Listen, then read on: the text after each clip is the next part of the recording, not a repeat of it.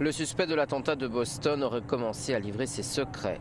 Dzhokhar Tsarnaev se serait réveillé hier et aurait répondu par écrit aux enquêteurs selon plusieurs médias américains. Deux petits garçons de 10 et 12 ans enfermés dans une cave insalubre d'un pavillon situé en Seine-Saint-Denis.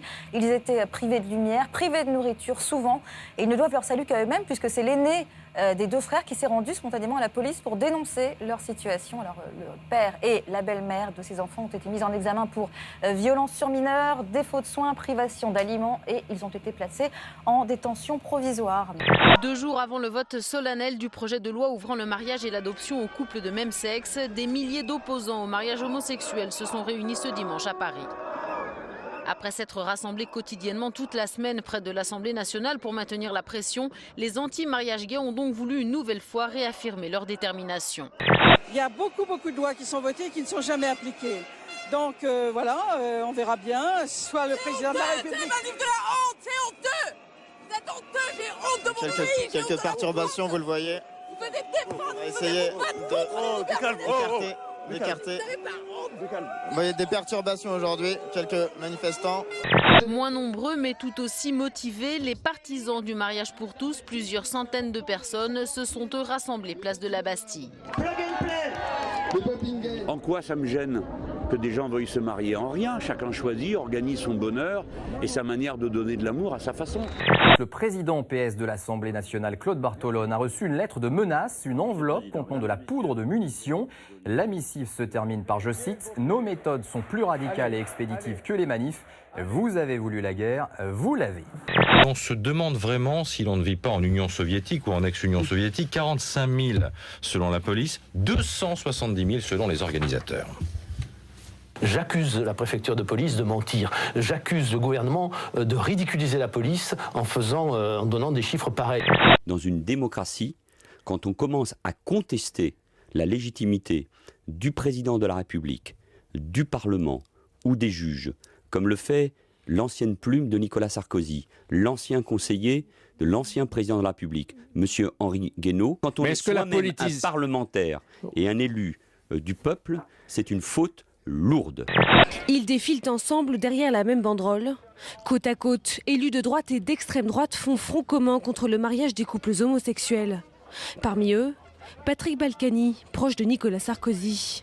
Patrick Ollier, ex-ministre UMP ou encore Christine Boutin du Parti chrétien-démocrate. À seulement quelques mètres d'elle, Gilbert Collard du Rassemblement Bleu Marine. Et dans ce contexte, une image, une photo, regardez, qui a été très commentée depuis hier après-midi sur les réseaux sociaux, c'est celle-ci. Brigitte Bardot qui embrasse Gilbert Collard. Bien sûr que ça me gêne de les voir côte à côte. Je pense que c'est une image regrettable.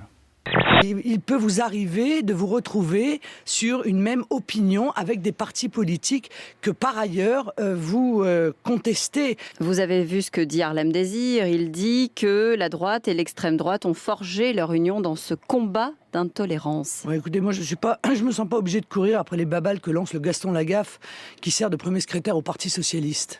Le mouvement anti-mariage est devenu une sorte d'acte fondateur de l'alliance entre la droite et l'extrême droite. Il y a une passivité coupable de l'UMP, face en particulier à des groupuscules extrémistes dangereux. Il fait mieux de se taire, M. Harlem Désir, parce que quand il défile avec l'extrême gauche, ça ne le gêne absolument pas. Alors, M. Harlem Désir, taisez-vous, arrêtez. La France est en train de se lever, les enjeux sont beaucoup plus importants et vous feriez mieux de faire des propositions sur le chômage, sur le logement et sur l'alimentaire. Parce qu'aujourd'hui, il y a des Français qui ne peuvent plus manger.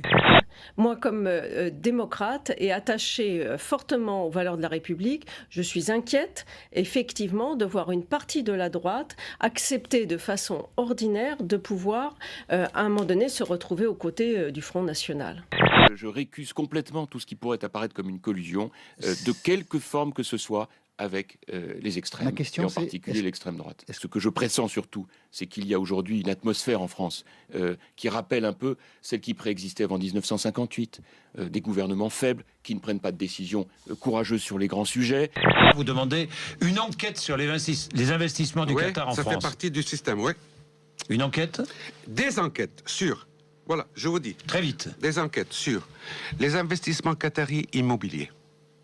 dans quelles conditions ils se sont faits, pourquoi. Les investissements qataris dans des sociétés de haute sécurité en France, à travers le Crédit Suisse, etc., tout ça à vérifier. Parce qu'un jour ou l'autre, le peuple français va devoir subir, peut-être, des extrémistes qui vont être dans le conseil d'administration d'Areva. Franchement, je veux dire, c'est une honte pour la République. Bien.